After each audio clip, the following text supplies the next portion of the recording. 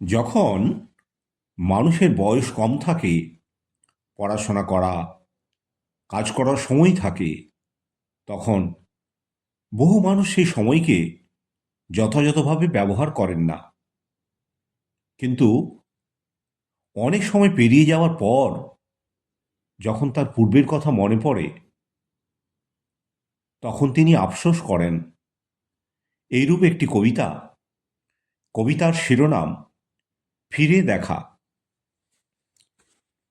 আমি হারিয়ে ফেলেছি জীবনের অমূল্য সময়, তাকে আর ফিরে পাবো না কোনোদিন, তাতে নেই কোনো সংশয়। তখন বুঝিনি তোমার এত মূল্য, গুরুত্ব দেইনি তোমাকে। অবহেলায় খেলার ফাটা ফুটবলের মতো ছুঁড়ে ফেলেছি তোমাকে। তুমি বারবার সতর্ক করেছিলে আমাকে, সেদিন বুঝতে পারিনি তোমাকে। তুমি ছিলে রাতের আকাশে তারার মতো উজ্জ্বল, অন্ধকারে ছিলে জোনাকির মতো আলো, কাকাতুয়া পাখির মতো বুদ্ধিমান শান্তশিষ্ট। তুষের আগুনের মতো আমার মধ্যে লুকিয়েছিলে তুমি, কিন্তু তোমার সেই আগুনকে কাজে লাগাতে পারিনি আমি। গুরুত্ব দিইনি তোমার প্রচণ্ড ক্ষমতাকে আমার শিশু কিশোর মনে।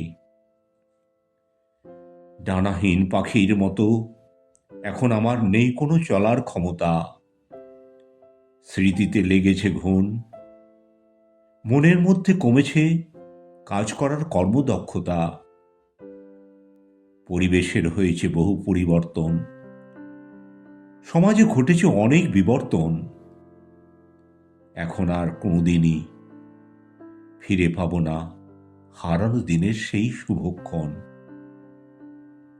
এই নিয়ে আমি ভেবে মরি সারাক্ষণ।